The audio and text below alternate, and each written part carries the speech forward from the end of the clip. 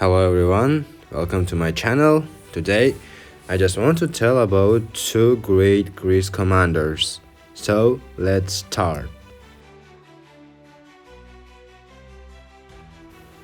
Alexander, Third of Macedon, most commonly known as Alexander the Great, was a king of the ancient Greek kingdom of Macedon. He succeeded his father, Philip II, to the throne in 336 BC at the age of 20 and spent most of his ruling years conducting a lengthy military campaign throughout Western Asia, Central Asia, parts of South Asia, and Egypt. By the age of 30, he had created one of the largest empires in history, stretching from Greece to northwestern India. He was undefeated in battle and is widely considered to be one of history's greatest and most successful military commanders. Until the age of 16, Alexander was tutored by Aristotle. In 335 BC, shortly after his assumption of kingship over Macedon, he campaigned in the Balkans and asserted control over Thrace and parts of Illyria before marching on the city of Thebes, which was subsequently destroyed in battle. Alexander then led the League of Corinth and used his authority to launch the Pan-Hellenic project envisaged by his father, assuming leadership over all Greeks in their conquest of Persia. In 334 BC, he invaded the Achaemenid Persian Empire and began a series of campaigns that lasted for 10 years. Following his conquest of Asia Minor, Alexander broke the power of Achaemenid Persia in a series of decisive battles, including those at Issus and Gaugamela. He subsequently overthrew Darius III and conquered the Achaemenid Empire in its entirety. After the fall of Persia, the Macedonian Empire held a vast swath of territory between the Adriatic Sea and the Indus River.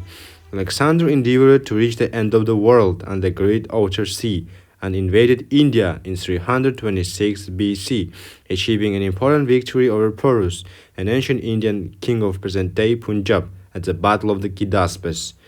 Due to a mutiny of his homesick troops, he eventually turned back at the Beas River and later died in 323 BC in Babylon, the city of Mesopotamia that he planned to establish as his empire's capital. Alexander thus left and executed an additional series of planned military and mercantile campaigns that would have begun with the Greek invasion of Arabia. In the years following his death, a series of civil wars broke out across the Macedonian Empire, eventually leading to its disintegration at the hands of the Diadochi. With his death marking the start of Hellenistic period, Alexander's legacy includes the cultural diffusion and syncretism that his conquests engendered, such as Greco-Buddhism and Hellenistic Judaism. He founded more than 20 cities, with the most prominent being in the city of Alexandria in Egypt. Alexander's settlement of Greek colonies and the resulting spread of Greek culture led to the overwhelming dominance of Hellenistic civilization and influence as far east as the Indian subcontinent. The Hellenistic period developed through the Roman Empire into modern Western culture, and the Greek language became one of the most influential languages in the world.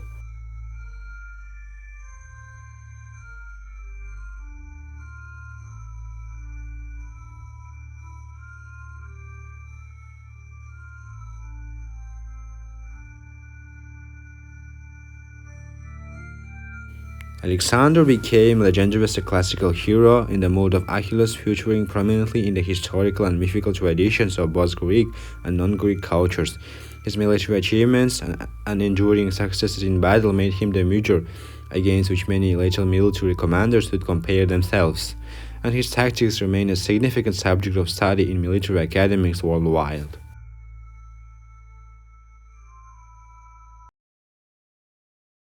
The next person is the great Leonidas III.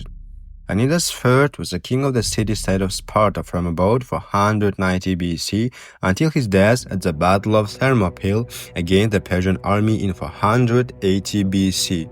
Although Leonidas lost the battle, his death at Thermopylae was seen as a heroic sacrifice because he sent most of his army away when he realized that the Persians had outmaneuvered him. 300 of his fellow Spartans stayed with him to fight and die. Almost everything that is known about Leonidas comes from the work of the Greek historian Herodotus. Leonidas was the son of the Spartan king Alexandridas. He became king when his older half-brother Cleomenes died under violent and slightly mysterious circumstances in 490 BC without having produced a male heir. As King Leonidas was a military leader as well as political one. Like all male Spartan citizens, Leonidas had been trained mentally and physically since childhood in preparation to become a goblet warrior. Goblets were armed with a round shield, spear, and iron short sword. In battles, they used a formation called a phalanx, in which rows of goblets stood directly next to each other so that their shields overlapped with another one. During a frontal attack, this wall of shields provided significant protection to the warriors behind it. If the phalanx broke, or if the enemy attacked from the side or the rear, however, the formation became vulnerable. It was this fatal weakness to the otherwise formidable phalanx formation that proved to be Leonidas' undoing against an invading Persian army at the Battle of Thermopylae in 480 BC.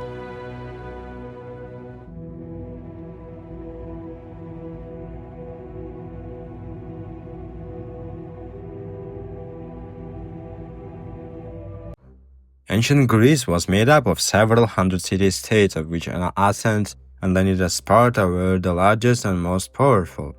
Although these many city-states vied with one another for control of land and resources, they also banded together to defend themselves from foreign invasion. Twice at the beginning of the 5th century, Persia attempted such an invasion. In 490 BC, the Persian king Darius instigated the initial such attempt as part of the First Persian War, but a combined Greek force turned back the Persian army at the Battle of Marathon. 10 years later, during the Second Persian War, one of Darius' sons, Xerxes, again launched an invasion against Greece.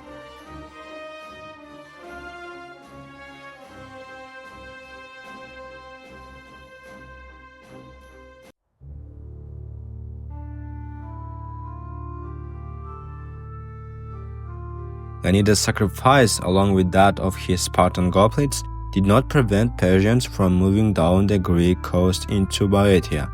In September 480 BC, however, the Athenian navy defeated the Persians at the Battle of Salamis, after which the Persians returned home.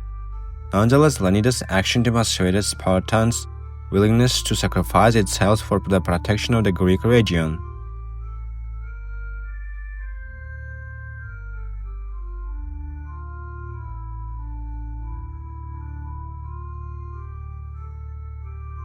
Leonidas achieved lasting fame for his personal sacrifice.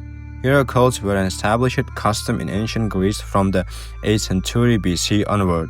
Dead heroes were worshipped usually near their burial site, as intermediaries to the gods. 40 years after the battle, Sparta retrieved Leonidas' remains, and a shrine was built in his honor. Thanks for attention and follow to get more videos.